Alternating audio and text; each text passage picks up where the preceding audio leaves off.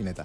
Sí, exactamente, porque vamos a hablar de lo que está ocurriendo con Irán, porque prometió atacar a los Estados Unidos y a Israel, sí, obviamente, y atacar, ojo, con armas nucleares, en el caso de ser, obviamente, atacado por estos países, ¿no? Esta puja ya está hace muchísimo tiempo, lo que sucede entre Israel, entre Irán, bueno, las tensiones, ¿no?, entre Irán y Estados Unidos han escalado luego de que un asesor del líder supremo iraní advirtiera que su país podría desarrollar armas nucleares si es atacado por Estados Unidos o Israel, ¿no? Está este temor. Irán, un país que todavía no ha sido atacado. Bueno, Ali Larijani declaró que aunque Irán no está avanzando en la fabricación de estas armas nucleares, una agresión externa los obligaría a tomar esta decisión para defenderse, ¿no? ¿Cuál amenaza? Esta declaración surge después de que Donald Trump amenazara justamente con bombardeos y sanciones secundarias si Irán no accede a negociar su programa nuclear. El líder supremo iraní, Khamenei, respondió asegurando que cualquier ataque contra Irán, atención, recibirá una respuesta recíproca y contundente. La Guardia Revolucionaria iraní también advirtió a Estados Unidos sobre sus bases militares en la región, señalando que cualquier agresión podría desencadenar en una escala mayor.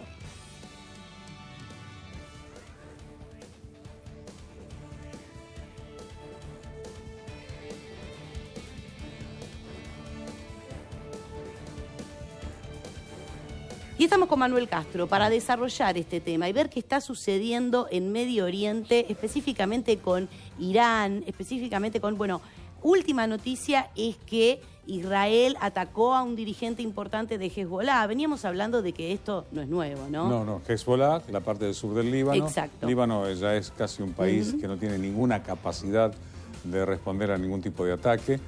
Se habla del apoyo que brinda tanto Irán a Hezbollah como a Hamas. Exacto. No nos olvidemos de los denominados hutíes. En realidad no es el nombre de ellos, sino que es el nombre que tomaron de uno de sus últimos dirigentes que fue muerto, para hacerlo mucho más fácil.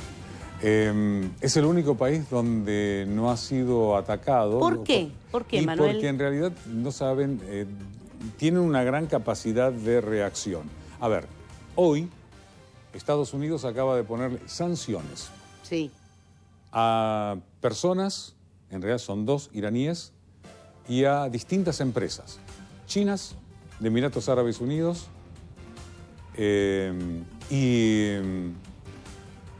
con el objetivo de evitar que le llegue material necesario como para la producción de drones y también de misiles. Es decir, lo que tratan... ¿Por qué? Porque los misiles iraníes son muy buenos, se los han vendido a Rusia. Ajá. Rusia utiliza muchos de estos drones de combate. Estamos hablando de drones militares. Algunos dicen, bueno, Rusia está lanzando drones porque no tiene misiles. No. Lanza los drones y se guarda los misiles. Que no te largue un Oreshny porque no queda nadie. Bien. Es decir, sobre todo van con capacidad nuclear. Todo el mundo está evitando el tema nuclear. Porque el poder de defensa de Irán entonces es importante. Hay miedo a eso. Lo que sucede es que no es un país cualquiera Irán en cuanto a su fortaleza militar. Claro. Pero hay muchos intereses como para poder provocarlo a Irán. ¿Para qué?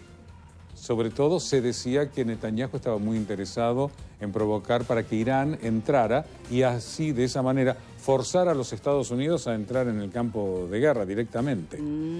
Ahí, primero, históricamente esta ha sido una zona de conflicto constante.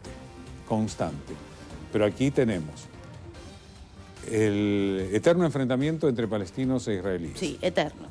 La incursión de Israel en el sur del Líbano, donde está Hezbollah, y que es un país que, por su constitución, ha tenido que tener la diferenciación política de un presidente cristiano maronita, un primer ministro islámico, y así se van disputando entre distintas comunidades. Después se tiene el caso de Cisjordania, que es donde tendría que haber la conformación de un Estado palestino junto con Gaza. Donde también hay ataques entre israelíes y Pero hay un palestinos. problema entre... Sí, pero además el hecho de los kibbutz que se van expandiendo, Claro. Que haya recibido críticas también de la ONU, las barreras que se ponen también para que eso no se avance. Después el tema de Siria, que no es un dato menor, sobre todo a las alturas del Golán. Sí. Pero el único país que no ha estado implicado directamente en un conflicto ya directo es Irán. ¿Qué pasa con lo que vos acabás de decir de nosotros si nos atacan militarmente con armas atómicas, vamos a responder con armas atómicas? En realidad siempre Irán ha dicho que no posee armas nucleares. De hecho, desde hace tiempo existe una fatua de Ali Khamenei, que es el verdadero hombre fuerte de Irán, que es un decreto islámico, religioso, que prohíbe la fabricación de ese tipo de armamento. Lo que pasa es que algunos dudan que lo pueda tener o no. Bueno, hay países que no dicen que tienen armas nucleares y sí las tienen en esa misma zona. Bien, vamos a ver qué ocurre entonces. Todos no, igual. Utilizar armas nucleares significa que uno la use, que otro responda, que otro se prenda, que otro se olvide lo que puede pasar y de la humanidad no va a quedar absolutamente nada. Se llama DMA, destrucción mutua asegurada. Bueno, muy Ojo con jugar con fuego. Sí, es muy duro de lo que estamos hablando. No es un tema menor. No. Y realmente, ¿no? Hablar de armas nucleares no es un tema menor. Y por eso este ataque que tuvo Israel en el sur del Líbano contra un dirigente de Hezbollah dejó además 3 muertos y varios heridos. Y tenemos un informe para compartir con vos para que puedas entender mejor lo que ocurrió. Mirá. Un ataque israelí en un suburbio de Beirut dejó este martes al menos 3 muertos y 7 heridos. El ataque fue anunciado por las fuerzas de defensa de Israel como una acción en contra de un integrante del grupo chií libanés Hezbollah. Las fuerzas de defensa de Israel indicaron que el ataque tuvo como blanco a, según el comunicado, un terrorista de Hezbollah que recientemente había ayudado al grupo islamista Hamas en acciones contra civiles israelíes. El ataque ocurrió después de que el líder de Hezbollah, Naim Qasim, asegurara el sábado pasado que si Israel no abandona el país y sigue con su agresión contra el Líbano, no habrá más remedio, dijo, que optar por otras opciones, pese a que reiteró su compromiso con el alto el fuego.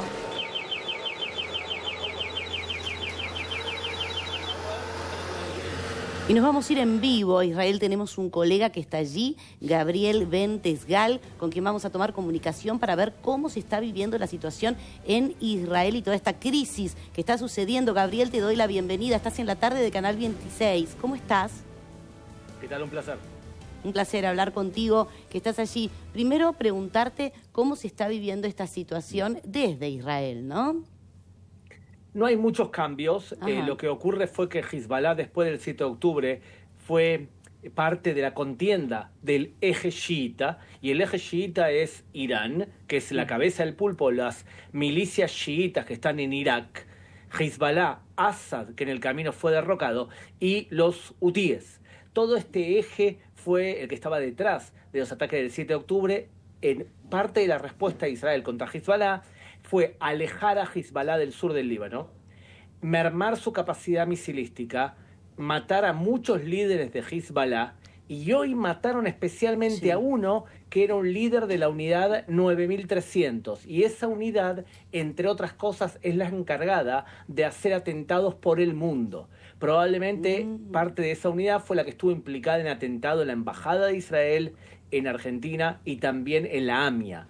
Debido a que había pruebas, según el ejército de Israel, que se estaba en camino de un atentado grande, entonces se ataca específicamente a este líder, a Hassan Badr, y este hombre es parte de esa fuerza de Hezbollah que está bastante debilitada ahora en el Líbano. Es muy claro lo que decís y complejo y la verdad amenazante, ¿no? Porque las consecuencias de esto, imagino, pueden ser realmente dramáticas. No sé qué opinas vos, pero me parece que esto puede ser bastante grave y sobre todo, ¿no?, la repercusión que puede tener con Irán, ¿no? Grupo que ayuda a Hezbollah. Sí, lo Ahí que pasa se es que ayuda. Irán ahora está a la defensiva. Claro. Irán no puede hacer demasiado. O sea, Hezbollah está recibiendo golpe tras golpe y los que están felices por eso son los maronitas libaneses y también los musulmanes sunitas que ven cómo los chiitas están siendo golpeados. En este momento Irán no tiene la capacidad para poder hacer prácticamente nada porque desde el punto de vista militar, la verdad, es un tigre de papel. O sea, Irán sí tiene cierta fortaleza física y tenía hasta que en octubre del año pasado Israel atacó después del lanzamiento de 181 misiles balísticos. Israel derribó esos misiles que venían desde Teherán y lo que hizo fue destruirle la capacidad de antimisiles. O sea, cuando vos atacás a un país, tenés radares y misiles que pueden abortar un ataque.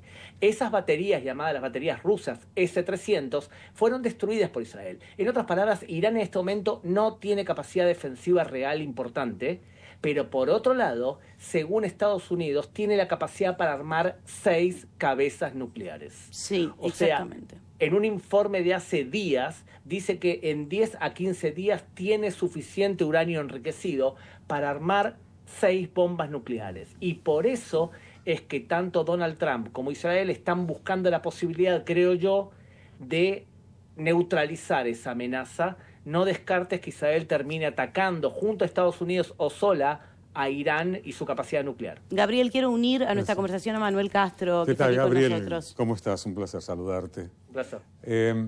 Estábamos hablando justamente del poderío nuclear. Recién estábamos comentando con Nina la existencia de una fatua de Ali Khamenei para no tener ningún tipo de armamento nuclear, lo cual eso se puede cambiar porque dijeron si nos atacan con un ataque nuclear, nosotros vamos a responder de la misma manera. Eso podría traer consecuencias graves como la destrucción mutua asegurada, porque sería muy raro que esto no tuviera consecuencias gravísimas para toda la zona. Manuel, hay dos cosas. Primero, que hay también fatuas de Ali Khamenei en donde dice que es misión universal de cada musulmán destruir a Israel. Sí. Y por todos los medios posibles. O sea que, de alguna manera, las fatuas se contradicen. Lo que es real es que vos, para poder armar un arsenal nuclear, tenés que tener 3 capacidades. La primera es suficiente uranio enriquecido, claro, e Irán tiene para 6 bombas. Tenés que saber armar una cabeza nuclear, que Irán la sabe hacer. Y lo tercero, tenés que tener un misil capaz de portar una cabeza nuclear y ser muy exacto. Irán lo tiene misiles Shihab 3, por ejemplo, que son bastante exactos. Lo que pasa, que una cosa es tener esa capacidad y otra cosa que la puedas ejecutar. Porque ningún terrorista viene caminando, eso pasa en las películas, que vienen caminando con una bomba nuclear en la mochila en la espalda. Si Irán tiene la capacidad para poder disparar un misil con capacidad nuclear, digamos que lo tenga, no es seguro que ese misil llegue a su destino, porque varios países tienen capacidades para poder derribar esa amenaza. ¿No crees igual, perdona que te interrumpa, pero no crees que pueda tener... Vos fíjate, cuando se está hablando, y algo que me llamó mucho la atención, porque se dice que solamente misiles hipersónicos tienen los rusos y los estadounidenses todavía no han logrado, dicen, desarrollar esa tecnología, pero los hutíes, alguna agencia de noticias siempre dice, lanzaron misiles hipersónicos hasta Israel. ¿No crees que alguien le puede proveer misiles hipersónicos tipo Oreshnik, como tienen los rusos, por ejemplo? Sí, totalmente. Los misiles hipersónicos tienen varios y los hutíes también lanzan misiles desde Irán. Sin embargo, los misiles que lanzan los hutíes no llegan a Israel. Son derribados en el camino por, entre otras cosas, las baterías Flecha 3. O sea que lo que te digo es que es difícil que un misil iraní llegue a destino, por lo menos en Israel. Sin embargo, como bien dijo Shimon Peres, el anterior presidente de Israel, ya muerto, si Irán amenaza con destruir y borrar del mapa a Israel, tiene que entender que puede ser borrada del mapa. No hay competencia bélica, Manuel.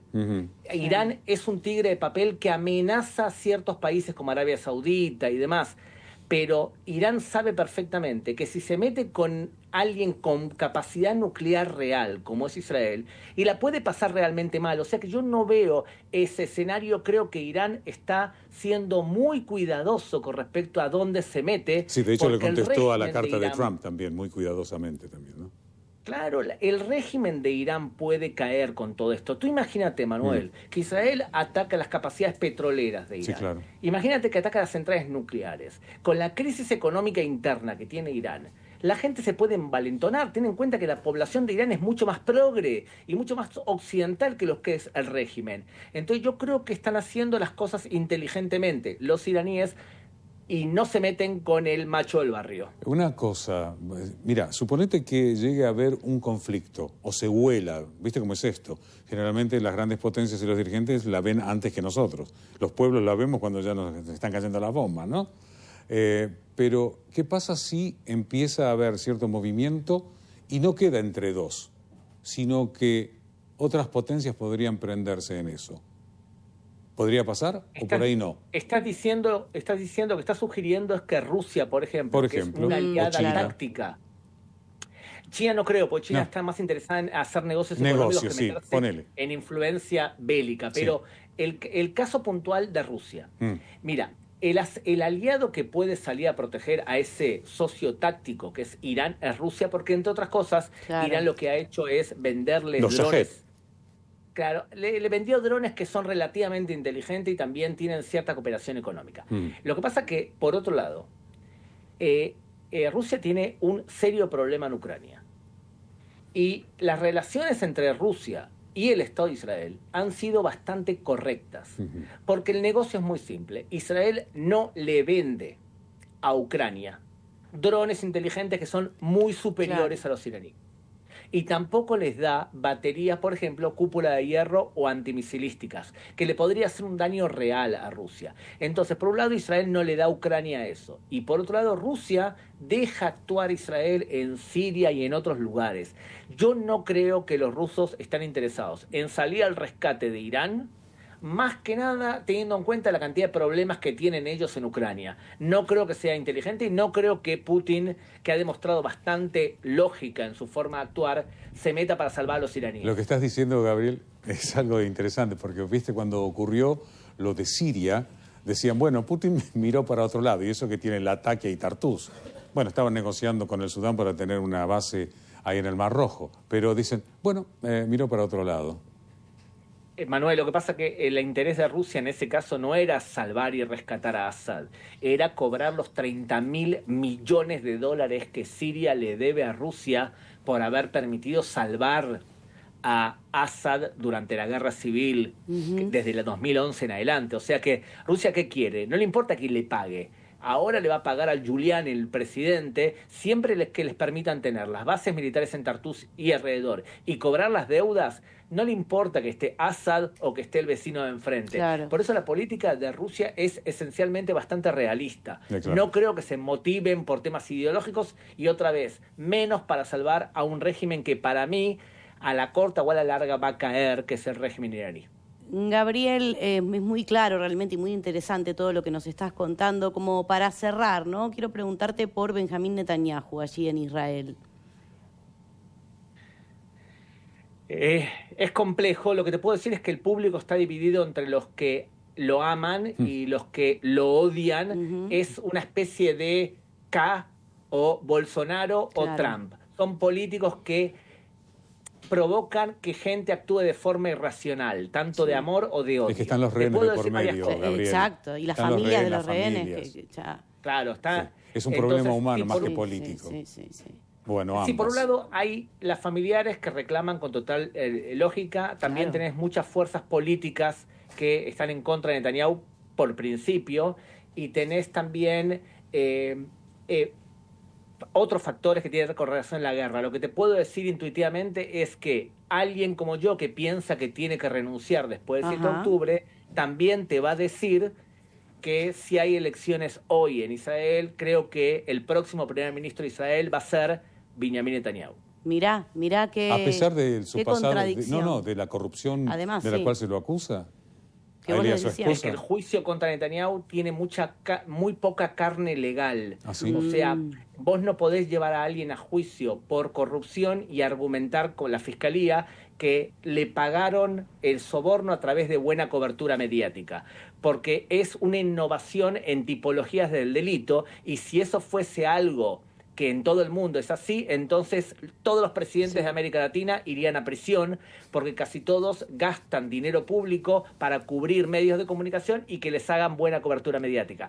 Y además la defensa no logra demostrar, no logra que la Fiscalía demuestre que realmente recibió buena cobertura mediática. Por eso creo que el juicio no va a avanzar demasiado, para mí lo van a exculpar en el juicio, a pesar de que creo que debería renunciar porque él es el responsable del 7 de octubre. Gabriel Bentes-Gal, te agradecemos muchísimo esta comunicación porque fuiste clarísimo realmente con todo lo que está pasando allí. Realmente, muchísimas gracias.